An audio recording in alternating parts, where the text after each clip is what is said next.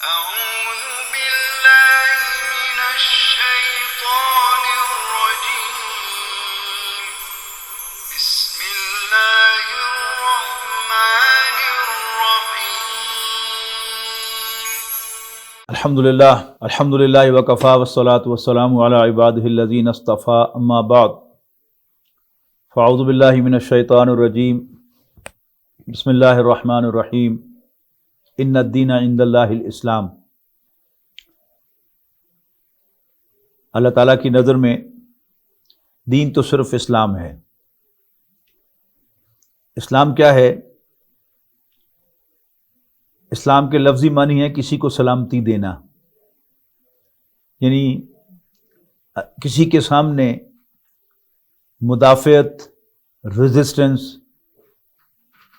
اکڑنا چھوڑ کر اس کے سامنے سبمٹ کیا جائے، اس کے سامنے جھک جایا جائے، اللہ تعالیٰ کو اپنا رب مان کر سب کچھ اس کے حوالے کر دینا، اور اس کے پیغمبر کے بتائے ہوئے طریقے کے مطابق ہر وہ بات جو کر لے کے آئے اسے ماننا، اس کے بتائے ہوئے طریقے کے مطابق اللہ تعالیٰ کی عبادت کرنا، اور وہ تمام جو ہمیں اس سورس سے ملے اس کو اپنی زندگی میں اپنانا، یہ اسلام ہے۔ آج کا ہمارا سبجیکٹ اسلام اور سیکولرزم بہت دلچسپ بھی ہے، لیکن آپ حضرات کو بھی اس کا انتظار ہوگا، اور بہت امپورٹنٹ بھی ہے، بہت اہم بھی ہے، اس لیے کہ سیکولرزم کے بارے میں ہمارے ہاں بہت سی کنٹروورسی پائی جاتی ہے۔ ہندوستان کا مسلمان سمجھتا ہے کہ اس کی زندگی سیکولرزم میں ہے۔ Congress, Indian national Congress secular جماعت تھی، تو مسلمان بڑے امن کے ساتھ وہاں پر رہتے رہے، فلرش کرتے رہے۔ اب ہندو فنڈامنٹلسٹ جماعت ان پار آئی ہے تو مسلمانوں کی شامت آ گئی ہے۔ کچھ لوگوں کا خیال ہے کہ اسلام میں سیکولرزم کی گنجائش ہے، کچھ کا خیال ہے کہ اسلام میں سیکولرزم کی کوئی گنجائش نہیں ہے۔ ادر وے راؤنڈ کچھ سمجھتے ہیں کہ سیکولرزم تمام مذاہب کو اکوموڈیٹ کرتا ہے، اور ایسے ہی اسلام کو بھی اکوموڈیٹ کرتا ہے۔ لیکن بعض لوگوں کا جو ویو ہے وہ بہت ریڈیکل ہے۔ ان کا خیال یہ ہے کہ اسلام کی اصل جنگ سیکولرزم کے ساتھ ہے، اور اسلام اگر زندہ ہونا چاہتا ہے، زندہ رہنا چاہتا ہے، تو اسے سیکولرزم کو اپنے اندر سے نکالنا ہوگا جہاں جہاں بھی وہ داخل ہوا ہے۔ تفصیل سے ہم جائزہ لیتے ہیں۔ سب سے پہلے دیکھتے ہیں کہ اسلام کیا ہے۔ اسلام نے اپنا تعارف کروایا ہے، ان الدین عند اللہ الاسلام، دین اللہ کی نظر میں اسلام ہے۔ اب دیکھتے ہیں کہ دین کیا ہے۔ دین کا لفظ قرآن مجید میں مختلف معنی میں استعمال ہوا ہے۔ سب سے پہلے تو سورہ فاتحہ میں مالک یوم الدین یا ملک یوم الدین، بدلے کے دن کا مالک، یہاں دین بدلے کے معنوں میں آیا ہے۔ انگریزی میں ترجمہ کریں گے تو ڈے آف ریوارڈ۔ تو عربی زبان میں جب محاورے کے طور پر استعمال ہوتا ہے تو کما تدین تدان عربی زبان کا محاورہ ہے، ٹٹ فار ٹیٹ کا پیرلل۔ اردو میں جیسا کرو گے ویسا بھرو گے، جیسا بو گے ویسا کاٹو گے۔ تو یہ دین کا بنیادی مفہوم ہے۔ لیکن دین کا لفظ ہماری جانی پہچانی سورت الکافرون کے اندر بھی آیا ہے، راستے کے معنوں میں۔ قل یا ایھا الکافرون لا اعبد ما تعبدون، تمہارا بھی ایک راستہ ہے، میرا بھی ایک راستہ ہے۔ جس کی میں عبادت کرتا ہوں تم اس کی عبادت کرنے والے نہیں ہو، نہ کرتے ہو نہ کرو گے، اور جن کی تم عبادت کرتے ہو ان کی میں عبادت کرنے والا نہیں ہوں۔ لکم دینکم ولی دین، تمہارے لیے تمہاری راہ، میرے لیے میری راہ۔ تو یہاں راہ ترجمہ ہو گیا، راستہ ترجمہ ہو گیا۔ حضرت یوسف علیہ السلام کی کہانی آپ سب کو معلوم ہے کہ حضرت یوسف علیہ السلام کو ان کے بھائیوں نے کنویں میں پھینک دیا ان سے جان چھڑانے کے لیے کہ ہم ابا جان کی نظروں میں ایکسکلوسیو ہو جائیں. وہ محبت جو یہ دو بھائی کھینچ لیتے ہیں، ان میں سے خاص طور پر یوسف کھینچتے ہیں، وہ محبت بھی ہمیں مل جائے. ان کی ایک پلاننگ تھی، اللہ تعالیٰ کی اپنی پلاننگ تھی. وہی یوسف جس کو انہوں نے کنویں میں پھینکا جان چھڑانے کے لیے، اللہ تعالیٰ نے ان کو بھکاری بنا کر ان کے سامنے پیش کر دیا، اس یوسف کے سامنے پیش کر دیا. اب یوسف علیہ السلام مصر کے ایک بہت بڑے وزیر بن گئے تھے. اس کی ساری جو بھی زمینی خزانے تھے ان پر ذمہ دار بنا دیے گئے تھے بادشاہ کی طرف سے. لیکن وہ بڑے ذمہ دار تھے لیکن بادشاہ نہیں تھے. قانون تو بادشاہ کا چلتا تھا. اب جب حضرت یوسف علیہ السلام کے 10 بھائی 11 میں سے وہ ان کی خدمت میں حاضر ہوئے غلہ لینے کے لیے، اس لیے کہ انہوں نے راشننگ کا نظام امپلیمنٹ کر کے، راشننگ کا نظام قائم کر کے لوگوں کو غلہ جو ہے ان کی افراد کی تعداد کے مطابق بانٹنا شروع کر دیا تھا. تو معلوم ہوتا ہے کہ وہ جو خشک سالی تھی وہ دور دور تک گئی تھی، اس کے اثرات، اور فلسطین میں بھی قحط تھا. لہذا یوسف علیہ السلام کی فیملی بھی غلے کے لیے حضرت یوسف علیہ السلام کی خدمت میں پہنچی.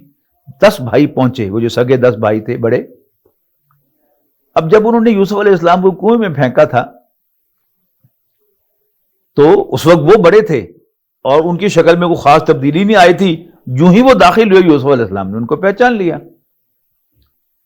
لیکن ایک تو اس وقت یوسف علیہ السلام چھوٹے تھے اور پہلی نظر میں ان کو یہ احساس نہیں ہوا، اور دوسری بات یہ کہ دے ہیڈ نو آئیڈیا، ان کے وہم و گمان میں بھی نہیں آ سکتا تھا کہ وہ جس کو ہم نے کنویں میں پھینکا تھا وہ آج یہ اتنے منصب پر بیٹھا ہوا ہوگا اور ہم اس کے سامنے جا کر غلہ مانگ رہے ہوں گے. تو یوسف علیہ السلام نے کہا کہ ہاں بھائی تمہارے گھر کے کتنے افراد ہیں؟ انہوں نے کہا جی 11 بھائی ہیں، ہم پھر بوڑھے والدین ہیں، ماں باپ ہیں. تو انہوں نے کہا تو تم تو 10 ہو، 11واں کہاں ہے؟ تو انہوں نے کہا کہ جی وہ 11واں جو ہے ابا جان کو بڑا پیارا ہے. انہوں نے کہا اگلی دفعہ اگر تم نے غلہ لینا ہے اسے بھی لے کے آنا. بوڑھے والدین کو میں تکلیف نہیں دیتا لیکن ینگ مین مسٹ کم، جوان آدمی کو آنا چاہیے، اس کو لے کے آنا ورنہ تمہیں غلہ نہیں ملے گا. اب وہ حضرت یعقوب علیہ السلام کی منتیں کر کے لے کے آئے، بڑے وعدے وعید کر کے کہ ہم اسے واپس لے کے آئیں گے. لیکن یوسف علیہ السلام اب اپنے بھائی کو ڈیٹین کرنا چاہتے تھے اپنے پاس، روکنا چاہتے تھے اپنے پاس. لیکن بادشاہ کے قانون میں ایک ہی گنجائش تھی کہ کوئی چوری کرے تو اس کی چوری کے بدلے اس کو روکا جا سکتا ہے، اپنے پاس رکھا جا سکتا ہے. تو اللہ تعالیٰ نے یوسف علیہ السلام کے دل میں یہ بات ڈالی کہ تم ایسا کوئی مدعا بناؤ کہ کوئی چوری کا کیس اس کے اوپر کر دو.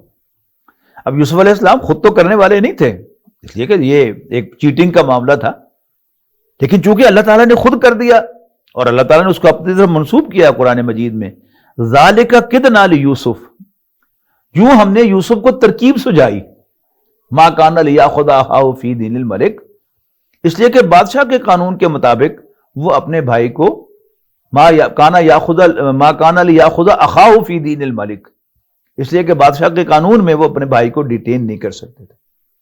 تو اس کو دین الملک کہا، بادشاہ کا قانون. ٹھیک ہے. اور پھر جب دین کا لفظ اسلام کے لیے آتا ہے تو پھر وے آف لائف کے بارے میں آتا ہے، جس میں عقائد بھی آ جائیں، عبادات بھی آ جائیں، رسومات بھی آ جائیں، اور پوری زندگی وہ اللہ اور اس کے اللہ کی اطاعت اور اللہ کے رسول کے بتائے ہوئے طریقے کے مطابق ہو تو پھر وہ اسلام ہے. ایک اور لفظ جو ہمارے ہاں عام طور پر استعمال ہوتا ہے وہ مذہب ہے، جس کی جمع مذاہب ہے. یہ مذہب جو ہے اس کا مادہ رال ہا با ہے، جس کے معنی جانا. ذہب فلان، فلان چلا گیا. اور مذہب کیا ہے؟ جانے کا راستہ، جس پر چل کر آپ کسی طرف جاتے ہیں وہ مذہب ہے. جہاں تک قرآن مجید کا تعلق ہے تو قرآن مجید میں تو یہ لفظ استعمال ہی نہیں ہوا، اور جتنی تھوڑی بہت احادیث میں نے پڑھی ہیں مجھے احادیث کے ذخیرے میں بھی یہ لفظ نہیں ملا. لیکن ہمارے اسلامک لٹریچر میں یہ لفظ کثرت کے ساتھ استعمال ہوا ہے، لیکن اسلام کے لیے استعمال نہیں ہوا، اسلام کے مختلف ورژنز کے لیے استعمال ہوا ہے، ورژنز کے لیے استعمال ہوا ہے. مثلا مذہب حنفی، جسے ہم فقہ حنفی کہتے ہیں، اس کو یعنی ہمارے اسلامک لٹریچر میں مذہب حنفی کہا جاتا ہے. مذہب شافعی، مذہب مالکی وغیرہ. مذہب حنفی میں مجتہد فی الدین صرف امام حنیفہ کو کہا جاتا ہے، اور ان کے شاگرد قاضی ابو یوسف اور امام محمد وغیرہ بھی وہ مجتہد فی المذہب کہلاتے ہیں، مجتہد فی الدین نہیں کہلاتے. تو ہمارے بزرگوں نے اس لفظ کی جو تقدس ہے اس کو برقرار رکھا ہے کہ دین کا لفظ تو صرف اسلام کے لیے استعمال ہو، لیکن اگر اسلام کی مختلف شکلیں بتانی مقصود ہوں جس میں اختلاف ممکن ہے تو پھر ان کے لیے لفظ مذہب استعمال کیا ہے، دین استعمال نہیں کیا. اس میں ہمارے بعض بزرگوں نے یہ کہا ہے کہ مذہب جو ہے یہ محدود ہے اور دین جو ہے یہ ہماگیر ہے. یہ ایک خاص نقطہ نظر سے یہ بات جو ہے وہ کہی جاتی ہے کہ جب وہ بزرگ یہ کہتے ہیں کہ مذہب کے اندر صرف عقائد، عبادات اور رسومات آتی ہیں، جبکہ دین میں عقائد، رسومات، عبادات کے علاوہ سماجی نظام، معاشی نظام اور سیاسی نظام بھی آتا ہے، وہ اصل میں جو سیکولر ڈیفینیشن میں ریلیجن ہے اس کا ترجمہ ہوتا ہے. اس کی طرف میں ابھی آؤں گا. تو وہ ریلیجن کا ترجمہ ہے، اور ریلیجن بھی کون سا؟ جو سیکولر ڈیفینیشن میں ریلیجن ہے، اس کے اوریجنل میں نہیں. یہ ذہن میں رکھیے گا. تو اس لیے کہ جب ہم فقہ کو دیکھتے ہیں تو فقہ کے اندر جہاں نماز، روزہ، حج، زکوٰۃ ہے، وہاں کتاب النکاح بھی ہے، اور کتاب النکاح میں جو آئلی زندگی کے سارے مسائل ڈسکس کیے جاتے ہیں. اس میں نکاح ہے، طلاق ہے، کتنی طلاق، 2 طلاقیں دے تو کیا ہوگا، 1 دے تو کیا ہوگا، 3 دے تو کیا ہوگا، پھر طلاق کن کن کیسز میں ریووکیبل ہے، کن کن کیسز میں وہ اس کی تجدید نہیں ہو سکتی، اور پھر وراثت کا سارا قانون، رضاعت کا قانون، دودھ پلانا بچے کو، یہ سب چیزیں جو ہیں وہ کتاب النکاح کے اندر آتی ہیں، اور یہ اسلام کا سماجی نظام ہے. محرم رشتے کون سے ہیں، غیر محرم رشتے کون سے ہیں، کن کن کے ساتھ نکاح نہیں ہو سکتا کسی صورت میں، کہاں نکاح انڈر سرٹن کنڈیشن نہیں ہو سکتا، وہ کنڈیشن ختم ہو جائیں تو نکاح ہو جاتا ہے. یہ سارا جو ہے یہ اسلام کا آئلی سماجی نظام ہے. پھر کتاب البیوع ہے فقہ کی کتابوں میں، بیع کہتے ہیں خرید و فروخت کو، کتاب البیوع خرید و فروخت کا باب. اس ہیڈنگ کے تحت اسلام کا معاشی نظام ڈسکس ہوتا ہے. اور کتاب الامارہ، حضرت عمر رضی اللہ تعالیٰ نے فرمایا کہ لا اسلام الا بالجماع، لا جماعت الا بالامارہ ولا امارت الا بالطاعہ. اسلام کو کوئی وجود جماعت کے بغیر نہیں ہے، اجتماعیت، آرگنائزیشن، اور آرگنائزیشن بغیر امیر کے نہیں ہے، اور امیر بے معنی ہے اگر اس کا کہنا نہ مانا جائے. تو ایک کتاب الامارہ، اس میں اسلام کا سیاسی نظام زیر بحث آتا ہے.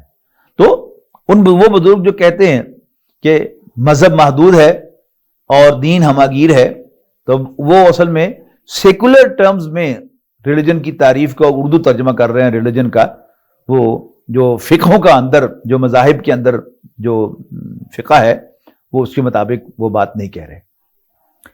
اچھا، اب آگے آئیے کہ ریلیجن کا لفظ، یعنی انگریزی زبان میں لفظ ریلیجن، جس کا عام طور پر ترجمہ جو ہے وہ مذہب کرتے ہیں. ہماری مجبوری ہے، اور کوئی لفظ ہمارے پاس نہیں ہے. دین بھی اسی کا ترجمہ کرتے ہیں اور مذہب بھی اسی کا ترجمہ کرتے ہیں. اب اس لفظ کو دیکھتے ہیں کہ یہ لفظ اصل میں کیا ہے. انگریزی کا کوئی بھی لفظ ہو تو اس کے لیے اتھارٹی جو ہے چیمبرز اور آکسفورڈ ہے. جو ڈیفینیشن کسی لفظ کی آکسفورڈ میں آ جائے اس کو آپ چیلنج نہیں کر سکتے، اور جو چیمبرز میں آ جائے، chamber 20th century 21st century, تو اس کو بھی آپ چیلنج نہیں کر سکتے. They are authorities. ٹھیک ہے جی. تو میرے سامنے آکسفورڈ ڈکشنری کے 2 ایڈیشن تھے. ایک سن 48 کا ایڈیشن کہ جو 60 کا چھپا ہوا میرے سامنے تھا، اور دوسرا 95 کا ایڈیشن میرے سامنے تھا، 95 کا چھپا ہوا. ان دونوں کو میں نے دیکھا تو لفظ ریلیجن میں نے دیکھا تو 60 کے ایڈیشن میں اس کی ڈیفینیشن تھی belief in the existence of a super natural ruling power, controller and creator of the universe, comma, who has given man a spiritual nature which continues to exist after death of the body. پھر دہراتا ہوں, note کیجیے گا, بالکل اسلام کی تعریف معلوم ہوتی ہے. Belief in the existence of a supernatural ruling power, comma, creator and controller of the universe, comma, who has given man a spiritual nature which continues to exist after death of the body. ایک ایسی ما فوق الفطرت طاقت پر یقین رکھنا جو اس کائنات کی بنانے والی اور چلانے والی ہے, اور اس نے انسان کو ایک ایسا روحانی وجود بخشا ہے جو اس کے جسم کے مر جانے کے بعد بھی زندہ رہتا ہے. So it looks like Islamic definition. لیکن میں بعد میں آپ کو بتاؤں گا کہ یہ اسلام کی تعریف نہیں ہے. اچھا, اس کے بعد سیمی کولن ڈال کر ایک دو تعریفیں خالص کرسچینٹی کی دی گئیں اباؤٹ ریلیجن, اور اس کے بعد پھر اس کی صحیح نیچر آئی. وہ کیا تھی؟ A course of belief and practice considered as the ruling passion of an individual. A course of belief and practice considered to be the ruling passion of one's life. انسان کی زندگی کا وہ جذبہ جو پوری طرح اس پر حاوی ہوتا ہے, وہ اس کا مذہب ہے. سن 60 کی تعریف میں. لیکن سن 95 کا جو ایڈیشن میرے سامنے تھا, اس میں جب ریلیجن کو میں نے دیکھا تو وہاں سے وہ پہلی بڑی ڈیفینیشن جو تھی, belief in the existence of a super natural ruling power, وہ اٹھا دی گئی. اور یہ جو تیسری تھی, کورس آف ایکشن اور practice considered to be the ruling passion of one's life, اس کو امینڈ کر دیا گیا. اور امینڈمنٹ کیا آئی کہ course of practice considered as the controlling influence of one's life, کہ انفلوئنس اثر باہر سے آتا ہے, کنٹرول باہر سے کیا جاتا ہے, جبکہ جذبہ اندر سے اٹھتا ہے. کہ پہلے سمجھا جاتا تھا کہ مذہب جو ہے وہ انسان کے اندر سے اٹھنے والا ایک جذبہ ہے, اور یہ انسان کی شخصیت کا پیدائشی طور پر جز ہے.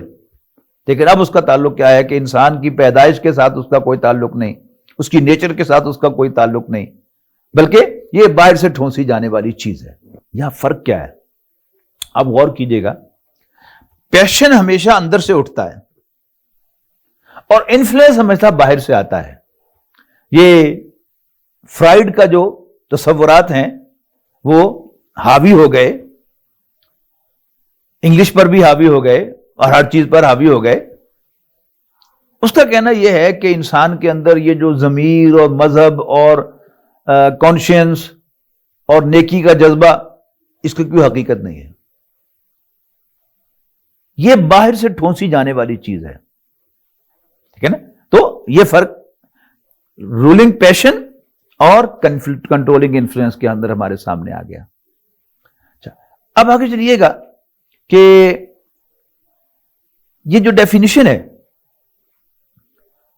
یہ تو تھی ریلیجن کی ڈیفینیشن. اب آتے ہیں ایک قدم آگے کہ سیکولرزم کو دیکھتے ہیں کہ سیکولرزم کیا ہے. جیسا کہ یہ لفظ بتا رہا ہے کہ جو دو الفاظ کا مجموعہ ہے, ایک ہے ازم. ازم کہتے ہیں وے آف لائف کو, communism, socialism, پالیتھیزم, monotheism etcetera, fascism. تو وے آف لائف. اور دوسرا لفظ ہے سیکولر. اب سیکولر کو میں نے دیکھا آکسفورڈ ڈکشنری میں تو اس پہ تھا worldly, not religious or spiritual. اب ورلڈلی کا مطلب کیا ہے؟ Related to this very life, not to under life. The life in the grave, no. Life in the hereafter, life in the hereafter, no. Worldly, related to this world, not religious or spiritual. اچھا, اب جو ہمارے انسان کا common sense یہ کہتا ہے کہ سیکولرزم کا مطلب ہوا یعنی اس ورلڈلی لائف سے متعلق جو بھی ایشوز ہیں ان کے ساتھ ڈیل کرنا. اور سیکولرزم کی ونڈو ڈریسنگ بھی یہی ہے, آپ نے سن رکھا ہوگا کہ what is secularism? Separation of church and state. اور اس کی ونڈو ڈریسنگ کیا ہے کہ سیکولر ورڈ کہتا ہے we don't mind whether you believe in God or you don't. We don't mind whether you believe in God or you don't. We don't mind whether you believe in one God, 10 gods, 1,000 gods, or million gods. It's up to you.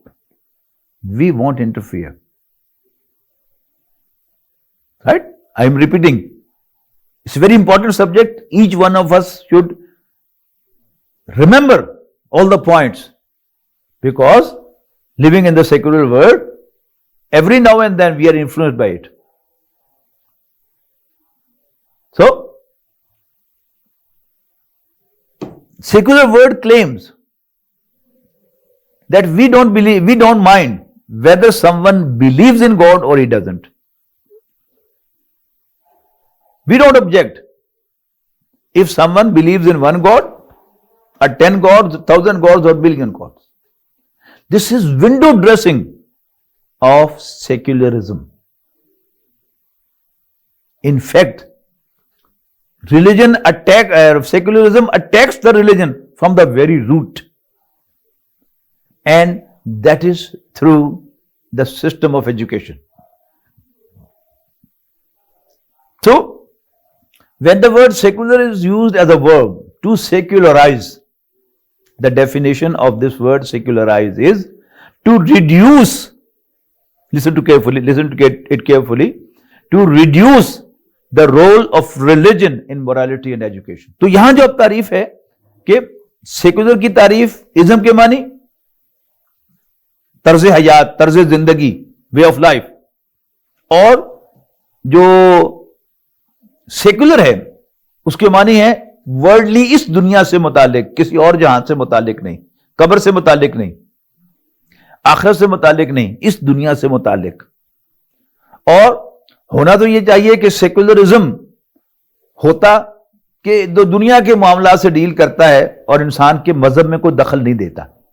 لیکن بالفعل کیا ہے کہ secularism کا جو ایک روشن چہرہ دکھایا جاتا ہے اس میں تو یہ کہا جاتا ہے کہ ہمیں کوئی اعتراض نہیں کہ کوئی اللہ کو مانے یا نہ مانے، اور ہمیں کوئی اعتراض نہیں کوئی ایک خدا کو مانے، 10 کو مانے، یا 1000 کو مانے، یا لاکھوں کو مانے، ہمیں کوئی اعتراض نہیں.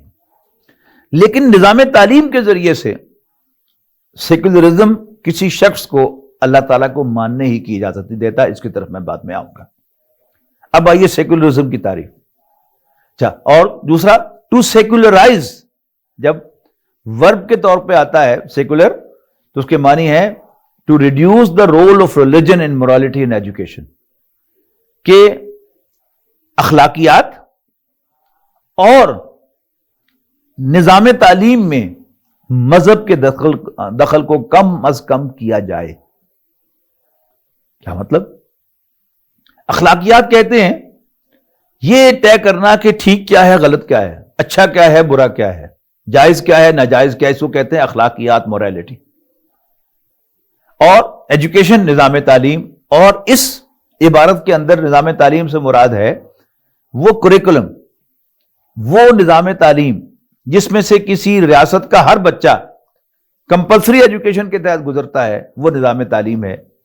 اور اس میں سے مذہب کو نکالنا، اس میں سے دین کو نکالنا، اس میں سے جو بھی ریلیجس چیزیں ان کو ملانا، یہ خالص سیکولر ہوگا.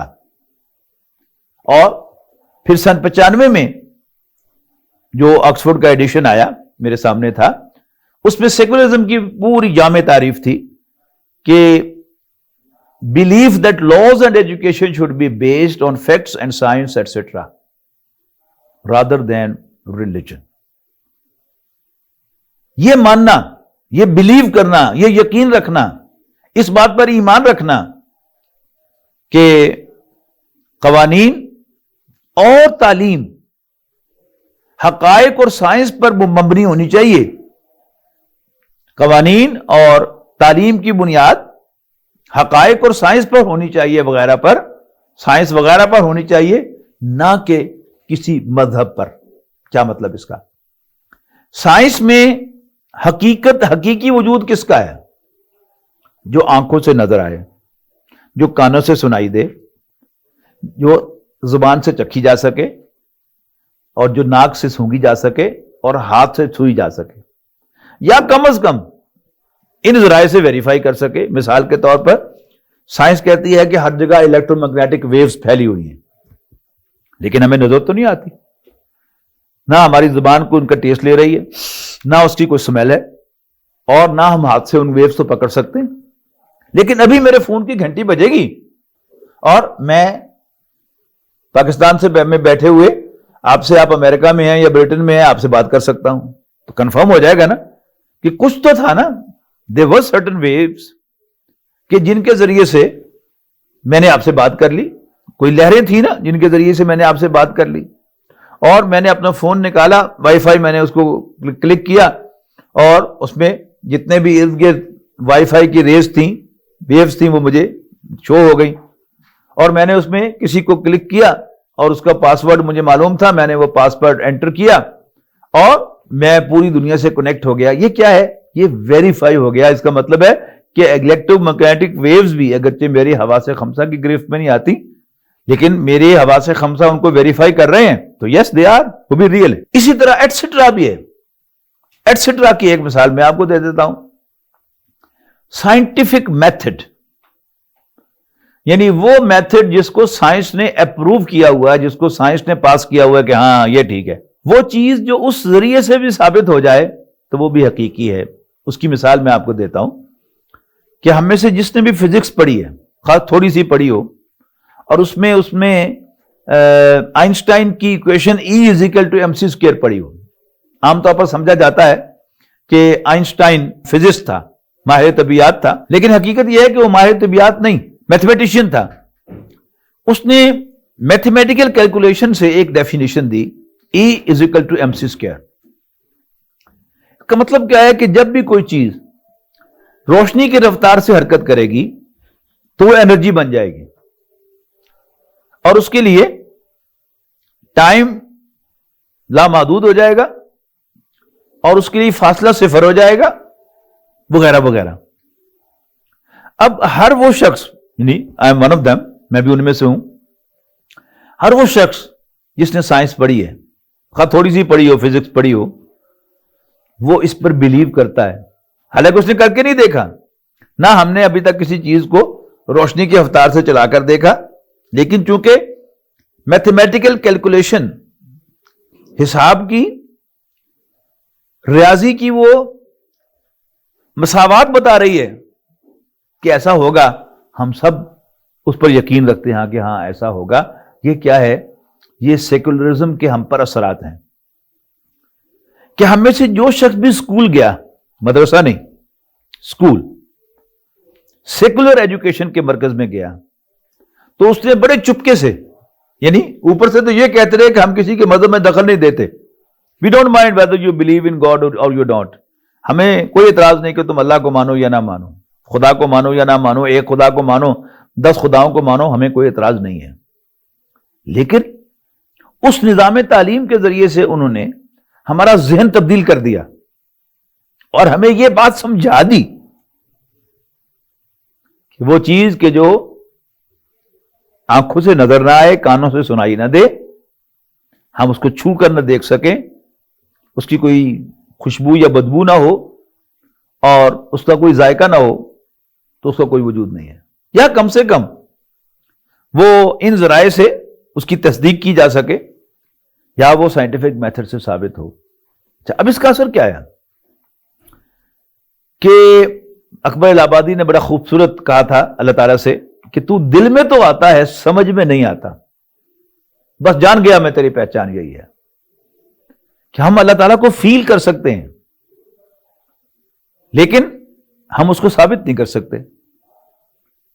مولانا روم نے اپنی مثنوی کے آغاز میں کہا تھا کہ خشک تارو، خشک چوبو، خشک پوست، از کجا بھی آیا دی آواز دوست. فارسی میں کہ میں اپنے جسم کو ٹٹولتا ہوں تو یہ بالکل 100% میٹیریل ہے، 100% مادی جسم ہے. وہ جو مادی عناصر ہوتے ہیں، سوڈیم ہے، پوٹاشیم ہے، نائٹروجن ہے، کاربن ہے، ان سے بنا ہے، آئرن ہے، وغیرہ وغیرہ. لیکن یہ اندر سے آواز دوست، اللہ تعالیٰ کی کھچ مجھے کیوں پڑ رہی ہے؟ میں کھنچتا کیوں ہوں اللہ کی طرف؟ کیوں میں ڈھونڈ رہا ہوں ایک ایسی ہستی کو جس میں کوئی عیب نہیں ہے؟ ہر جگہ میں جاتا ہوں، بازار سے جوتا بھی خریدنے جاتا ہوں تو آئیڈیل کی تلاش کرتا ہوں، بے عیب ہو، بے عیب ہو، حالانکہ میرا 60 سالہ 70 سالہ 40 سالہ 20 سالہ تجربہ یہ ہے کہ اس دنیا میں کوئی چیز بے عیب نہیں ہے. Then what I am looking for? میں کس کو ڈھونڈ رہا ہوں؟ کس کی تلاش کر رہا ہوں؟ یقیناً میں اللہ تعالیٰ کو ڈھونڈ رہا ہوں. تو از کجا می آیدیں آواز دوست، اس خشک جسم میں سے، مادی وجود میں سے وہ دوست کی آواز مجھے کیوں آ رہی ہے؟ یقیناً وہ ہے. تو یہ کیا ہے؟ یعنی ہمارے دین کا جو پہلا سبق ہے وہ کیا ہے؟ یؤمنون بالغیب. یعنی سورہ فاتحہ تو دعا ہے نا، تو پہلا پارہ جو ہے وہ الف لام میم سے شروع ہوتا ہے. سورہ فاتحہ تو گویا فارورڈ ہے، وہ تو دیباچہ ہے قرآن مجید کا، لیکن قرآن مجید کا پہلا چیپٹر جو ہے وہ سورہ بقرہ ہے، اور اس میں آغاز کہاں سے ہو رہا ہے؟ الف لام میم ذالک الکتاب لا ریب فیہ ھدی للمتقین الذین یؤمنون بالغیب، جو غیب پر ایمان رکھتے ہیں. لیکن اگر کوئی شخص اس نظام تعلیم میں گیا اور اس کا مائنڈ سیٹ ہو گیا کہ غیب کوئی شے نہیں ہے، ریئل وہی ہے کہ جو آنکھوں سے نظر آئے، کانوں سے سنائی دے، ہاتھوں سے چھوائی دے، زبان سے چکھائی دے، ناک سے سنگھائی دے، وغیرہ وغیرہ جو میں بتا چکا ہوں آپ کو، تو پھر وہ اللہ کو نہیں مانے گا. یہ تو بڑی خوش قسمتی ہے کہ ہماری اکثریت جو ہے وہ تعلیم حاصل کرتی ہے صرف جاب حاصل کرنے کے لیے، اور جو ہی ڈگری مل جاتی ہے اور جاب مل جاتی ہے تو وہ کتابیں بھی اٹھا کے پھینک دیتا ہے، اپنے ذہن سے بھی سب کچھ اٹھا کے پھینک دیتا ہے، اس لیے کہ اس نے سمجھ کے نہیں پڑھا ہوتا، صرف رٹا لگا کے یاد کیا ہوتا ہے. لیکن وہ لوگ اصل طالب علم تو وہی ہوتے ہیں جو سمجھ کے پڑھتے ہیں، اور جب یہ بات ان کی سمجھدانی میں چلی گئی، ان کے مائنڈ میں جا کے فٹ ہو گئی کہ وہ چیز جو اپنا مادی وجود نہ رکھتی ہو، اس کی کوئی حقیقت نہیں ہے، خیال ہے، جنون ہے، وہم ہے، تو وہ کبھی اللہ کو ہی نہیں مانے گا. اسلام تو بہت دور کی بات رہ گئی. اچھا، اب ایسے لوگ پھر جو ملکوں کو چلانے والے، کارپوریشنز کو چلانے والے، اونچے لیول پر کاروبار کرنے والے، وہ سب ذہین لوگ ہوتے ہیں، یہ ذہن میں رکھیے گا، جو مجھے اور آپ کو امپلائی کرتے ہیں. ہم بھیڑ بکریوں کی طرح اور کولو کے بیل کی طرح ہم ان کے ملازم ہوتے ہیں اور ان کی انڈسٹری چلاتے ہیں، ان کا کام چلاتے ہیں، ان کا بزنس چلاتے ہیں. کیوں؟ اس لیے کہ ہم بیوقوف ہیں، ہمارے پاس عقل نہیں ہے. وہ اللہ کو نہیں مانتے، مذہب کو نہیں مانتے. اچھا، اب ذہین لوگوں کے پھر آگے دو قسمیں ہیں. ایک نوجوان جس نے یونیورسٹی سے تعلیم حاصل کی ہے اور اس نے اپنے دل سے یہی سمجھا ہے کہ کوئی روحانی وجود نہیں ہے، اللہ تعالیٰ کا کوئی وجود نہیں ہے، کوئی آخرت نہیں ہے، موت کے بعد دوبارہ زندگی نہیں ہے. اور یہ کس طرح آ کے رچ بس جاتی ہے. ہمارے یہاں پاکستان میں یعنی MBBS کا ہر اسٹوڈنٹ ڈاکٹر مشتاق صاحب کی ایک کتاب پڑھتا ہے، ایسینشلز آف بایو کیمسٹری. تو اس کے ٹائٹل پر ایک شعر لکھا ہوا ہوتا تھا، زندگی کیا ہے؟ عناصر کا ظہور ترتیب. موت کیا ہے؟ انہی عناصر کا پریشان ہونا. یعنی سائنٹیفکلی اسپیکنگ، سائنس کی زبان میں زندگی کیا ہے کہ مختلف عناصر، سوڈیم، پوٹاشیم، کاربن، ہائیڈروجن، یہ سب جو ہیں جب ایک خاص ارینجمنٹ میں آ جاتے ہیں تو سیل جو ہے وہ اس میں لائف پیدا ہو جاتی ہے. اور جب وہ آرڈر ڈسٹرب ہو جاتا ہے، وہ ارینجمنٹ، وہ ترتیب خراب ہو جاتی ہے تو موت واقع ہو جاتی ہے. تو اللہ تعالیٰ کے وجود کا انکار ہے اس میں.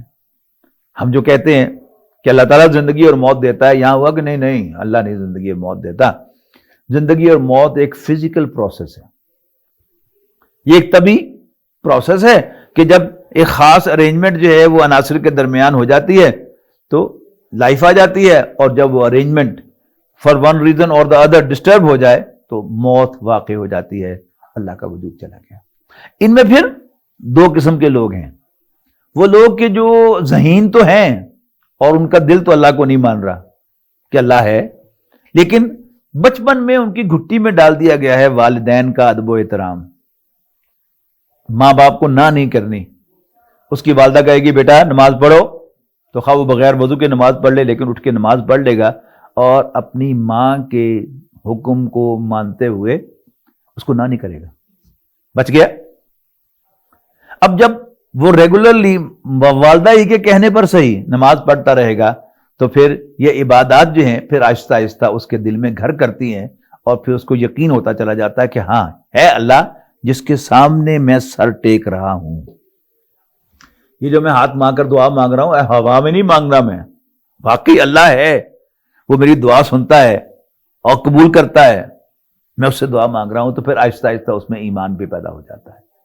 لیکن وہ شخص کے جو ذہین بھی ہو اور اس نے ان علوم کو سمجھ کر پڑھا ہو اور پیچھے اس سے کوئی ٹریڈیشن بھی نہ ہو، کوئی روایت بھی نہ ہو، پھر وہ بالکل بے شرمی کے ساتھ کہتا ہے، خواہ وہ مسلمان گھرانے میں پیدا ہوا ہو یا کسی کرسچن گھرانے میں پیدا ہوا ہو یا یہودی گھرانے میں پیدا ہوا ہو، وہ کھل کے کہتا ہے I was born with no religion۔ Religion مذہب تو یہ ان پڑھ لوگوں کے لیے ہے، ماسز کے لیے ہے، اور چوپایوں کے لیے ہے، الناس کالانعام، چوپایوں کی طرح کے لوگ جو ہیں جن کے پاس عقل شکل نہیں ہے، یہ ان کے لیے ہے۔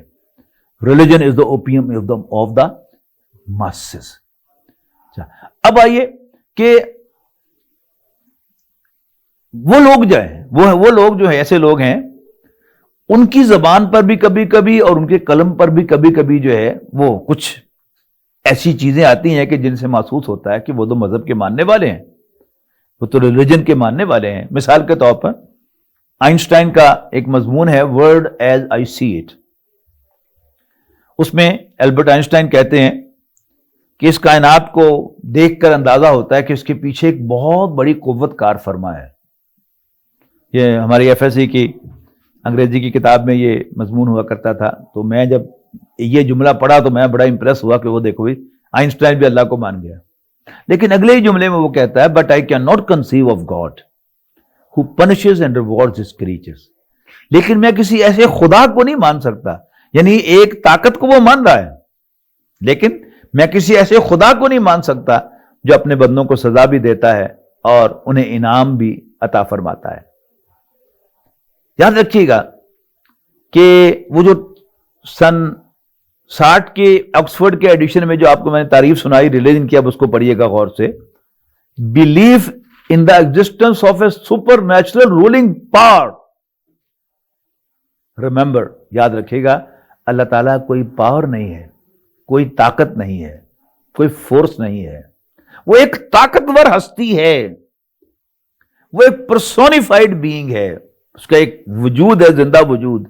اور جہاں بھی کوئی پرسونیفائڈ وجود ہوگا تو یس بھی ہوگی، نو بھی ہوگی، اپروول بھی ہوگی، ڈس اپروول بھی ہوگی، پسند بھی ہوگی، ناپسند بھی ہوگی، جائز بھی قرار دیا جائے گا اور ناجائز بھی قرار دیا جائے گا۔ یہ سب جو ہیں یہ پرسونیفائڈ وجود میں ہوتے ہیں۔ دو زندہ رہنے والے پرسونیفائڈ وجود انسان وہ کبھی 100% ایک دوسرے سے مشابہ نہیں ہو سکتے، کچھ نہ کچھ اختیار جہاں آئے گا وہاں اختلاف بھی ہوگا۔ تو اللہ تعالیٰ کے بارے میں یاد رکھیے گا کہ اللہ تعالیٰ طاقتور ہستی ہے، اور طاقت میں اور طاقتور ہستی میں کیا فرق ہے اس کو آپ سمجھ لیں کہ آج ہمارا کمپیوٹر جو ہے یہ بہت کچھ کرتا ہے، بہت کچھ کرتا ہے، آپ خود جانتے ہیں، مجھ سے زیادہ جانتے ہیں، لیکن اس کے پاس اختیار کچھ نہیں ہے۔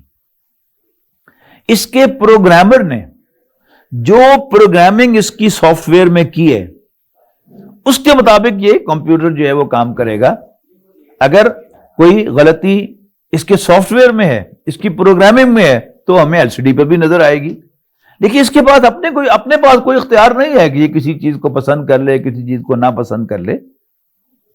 تو اللہ تعالیٰ جو ہے اگر طاقت ہوگا تو پھر اس کے پاس اختیار کچھ نہیں ہے، وہ ایک فورس ہے، وہ سرٹن لاز کے مطابق جو ہے وہ جب دو ہوں گے تو 4 ہوگا، اور آکسیجن اور ہائیڈروجن ملیں گے تو پانی پیدا ہوگا، اور پانی کے اندر سے آپ الیکٹرک کرنٹ گزاریں گے تو آکسیجن اور ہائیڈروجن علیحدہ ہوں گی۔ جبکہ ہمارے دین کی روح سے اللہ تعالیٰ کا وجود جو ہے وہ ایک پرسونیفائڈ وجود ہے، اس کے فیصلے سے سب کچھ ہوتا ہے، جو پسند کر جو وہ چاہتا ہے وہ ہوتا ہے، جو نہیں چاہتا وہ نہیں ہوتا۔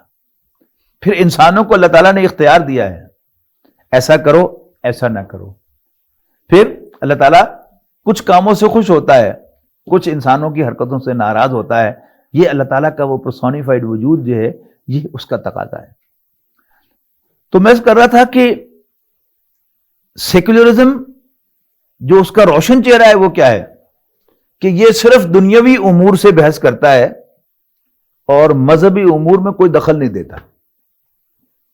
اسے کوئی اعتراض نہیں کہ آپ اللہ کو مانیں یا نہ مانیں، ایک کو مانیں 10 کو مانیں، آپ نماز پڑھیں یا نہ پڑھیں، سیکولرزم کو بظاہر کوئی اعتراض نہیں ہے، وہ کہتا ہے کہ ہمیں کوئی اعتراض نہیں۔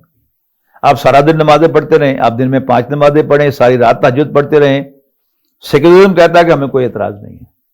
لیکن ذرا غور سے دیکھیے گا تو یقیناً سیکولر نظام آپ کو نماز پڑھنے یا نہ پڑھنے کا تو اختیار دیتا ہے، لیکن بنیادی طور پر جس نظام تعلیم میں سے وہ آپ کو گزارتا ہے، اس نظام تعلیم میں سے اگر واقعتاً آپ گزرے ہیں اور وہ نظام تعلیم آپ کے ذہن میں اتر گیا ہے، اس نے آپ کا مائنڈ بدل دیا ہے، تو پھر اس آزادی کے باوجود جو اس نے بظاہر دی تھی آپ کو، آپ کبھی اللہ کو نہیں مان سکتے، آپ کبھی آخرت کو نہیں مان سکتے، آپ کبھی کسی پیغمبر کو نہیں مان سکتے، آپ وحی کو نہیں مان سکتے، آپ فرشتے کو نہیں مان سکتے، اس لیے کہ آپ کو نظر نہیں آ رہے۔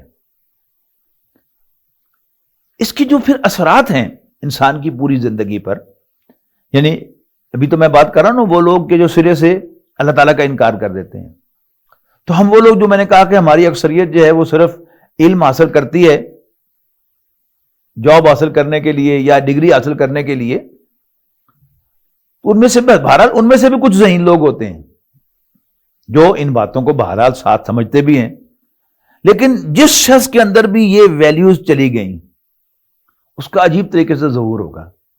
ظہور کیا ہوگا کہ وہ اللہ تعالیٰ کو محدود درجے میں مانے گا۔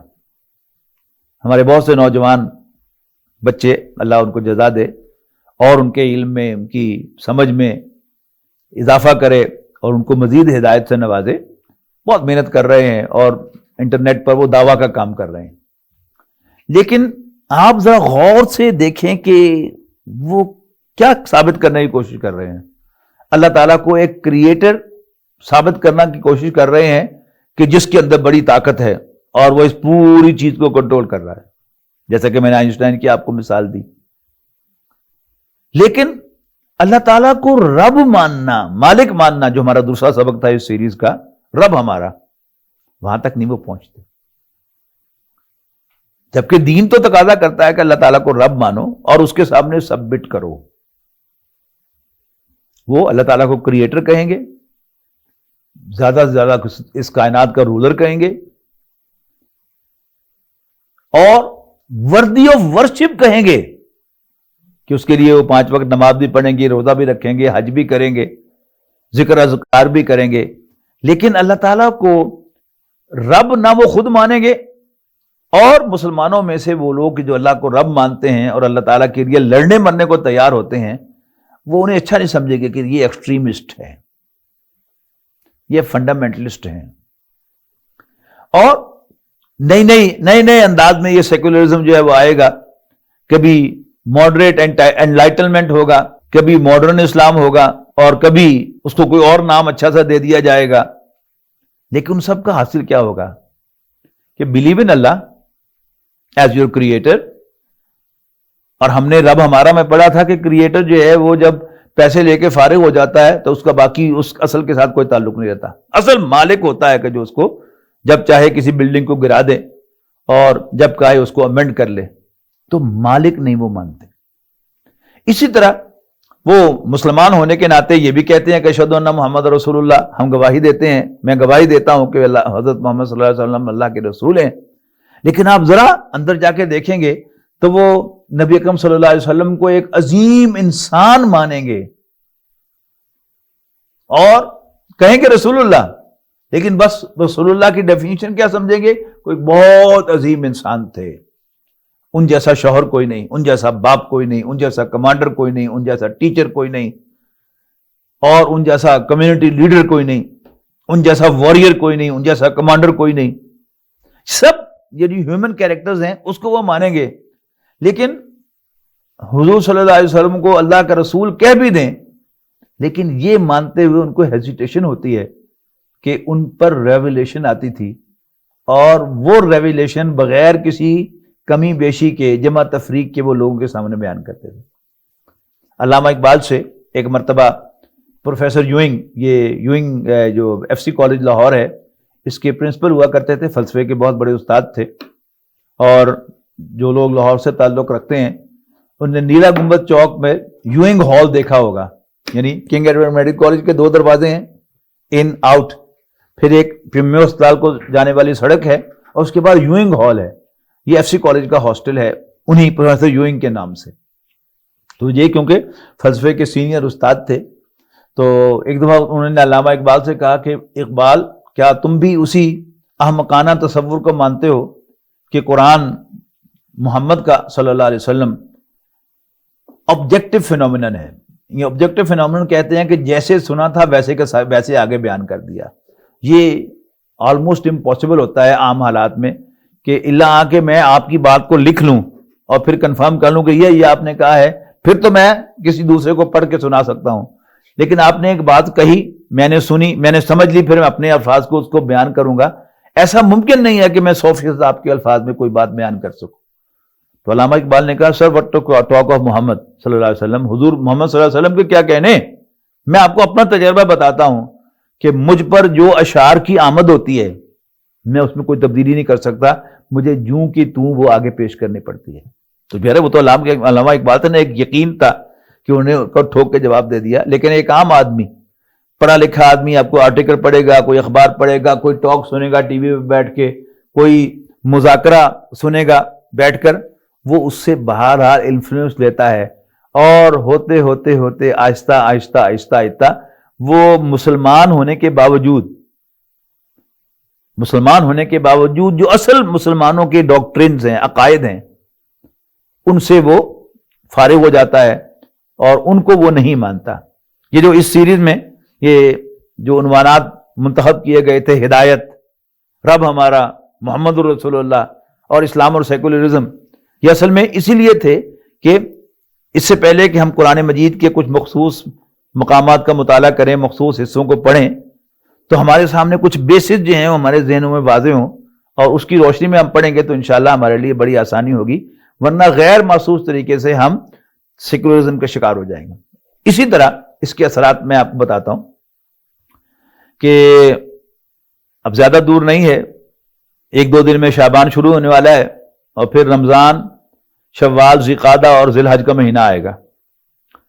اور جیسے میں نے عرض کیا تھا نا کہ آج سے 50 سال پہلے ٹی وی پر سرٹن اوکیزنز پر ٹاکس جو ہیں وہ دی جاتی تھی لوگوں کو کہ آپ فلاں موضوع پر بات کریں، فلاں موضوع پر بات کریں، اور ہر صاحب علم اپنے ذوق کے مطابق، اپنی علمی سطح کے مطابق حضور صلی اللہ علیہ وسلم کو خراج تحسین پیش کرتا تھا۔ اسی طرح ذو الحج کے مہینے میں پہلے 10 روز جو ہیں وہ ریڈیو پر، ٹی وی پر باقاعدہ عید الاضحیٰ کا تذکرہ ہوتا ہے، حج کا تذکرہ ہوتا ہے، حضرت ابراہیم علیہ السلام کو خراج تحسین پیش کیا جاتا ہے۔ ویری انٹرسٹنگ تھنگ، ذرا غور سے سنیے گا کہ آج آپ ایسی کوئی ٹاک سنیں گے نا تو وہاں وہ کہیں گے کہ عید الاضحیٰ ہمیں انسانی ہمدردی کا سبق دیتی ہے۔ جب وہ سبق کیسے نکالتے ہیں وہ بھی بڑا دلچسپ ہے کہ سنت ہے کہ جو رمضان عید الاضحیٰ کا گوشت، جو قربانی کا گوشت ہے، آپ اس کو 3 حصوں میں تقسیم کریں، ایک غریبوں میں بانٹیں، ایک احباب میں بانٹیں، اور ایک خود کھائیں۔ اب یہاں سے وہ ثابت کریں کہ دیکھیں کتنی امپورٹنس ہے غریبوں کے ساتھ ہمدردی کرنے کی، اور عید الاضحیٰ ہمیں ہمدردی کا سبق دیتی ہے۔ حالانکہ اس کا اصل سبق کیا ہے؟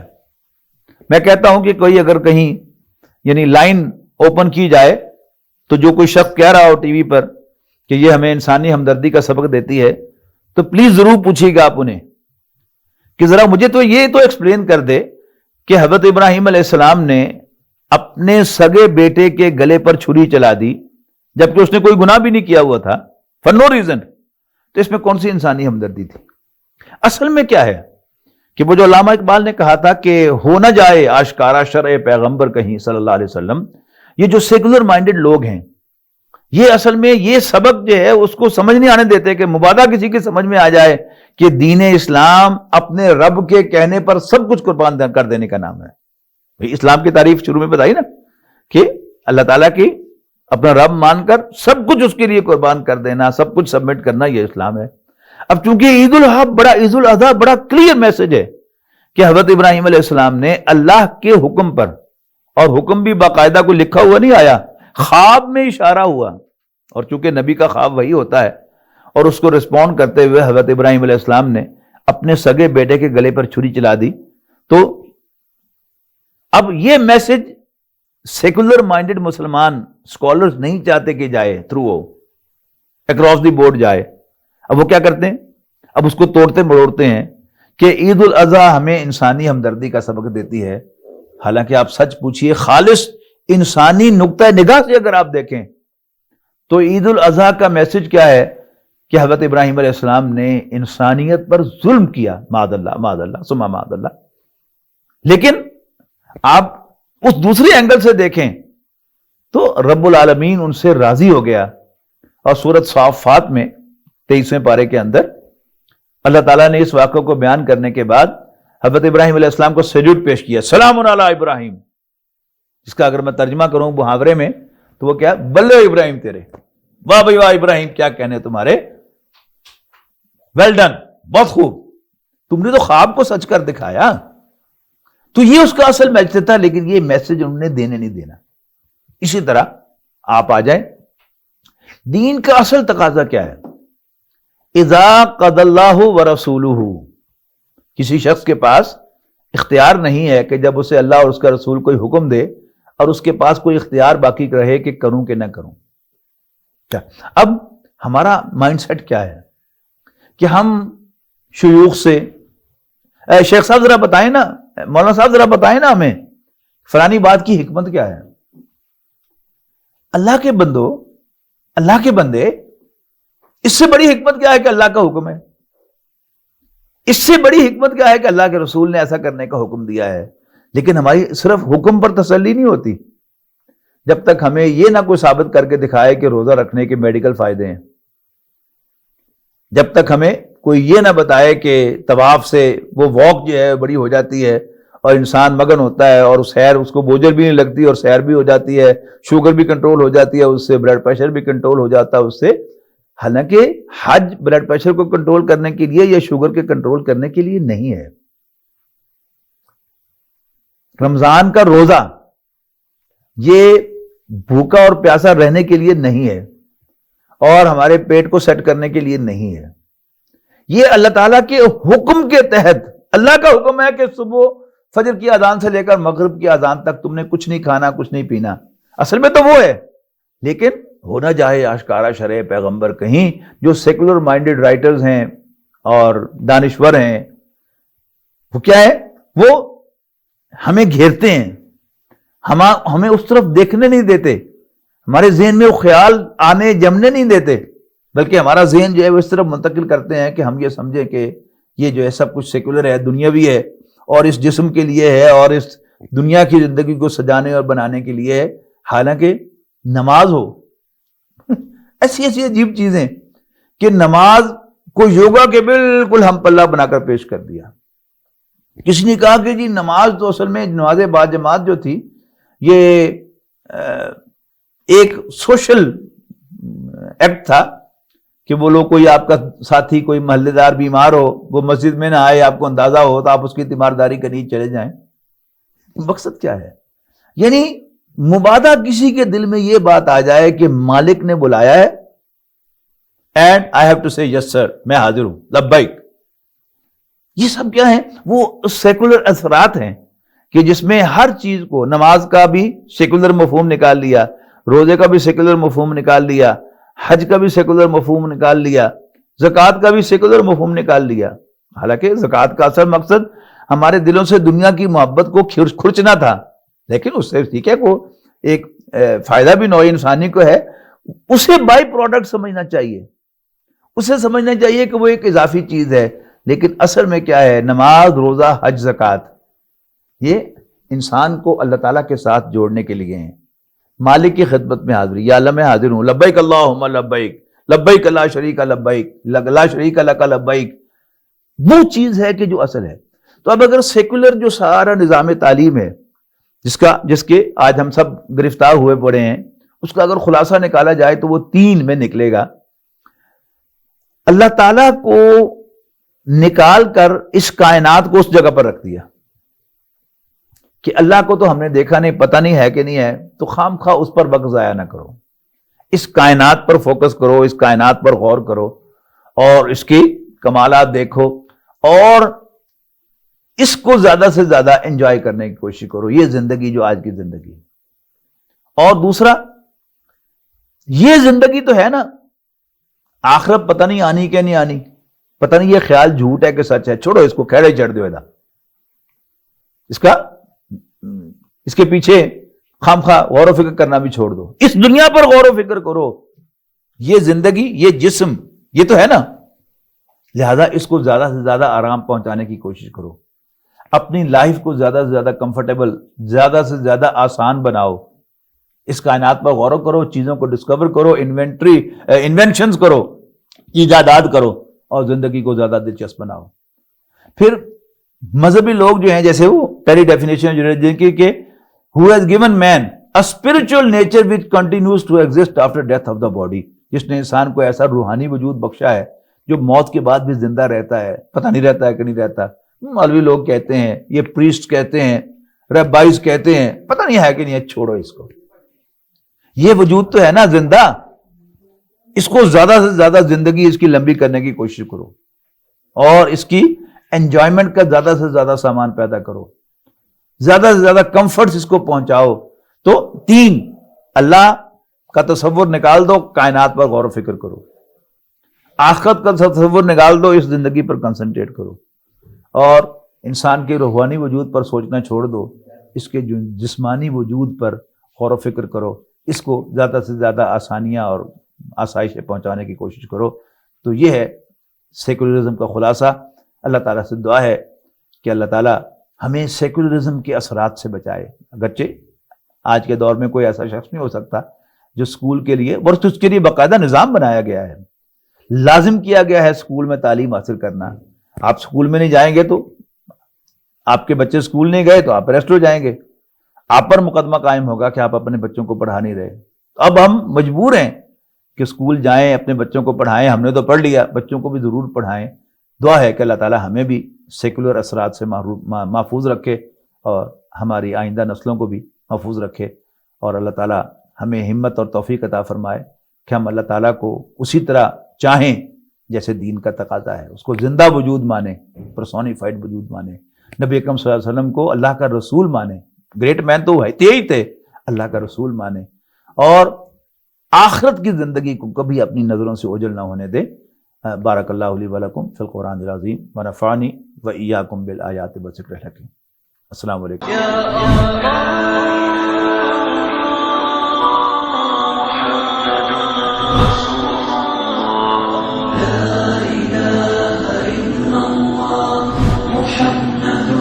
رسول اللہ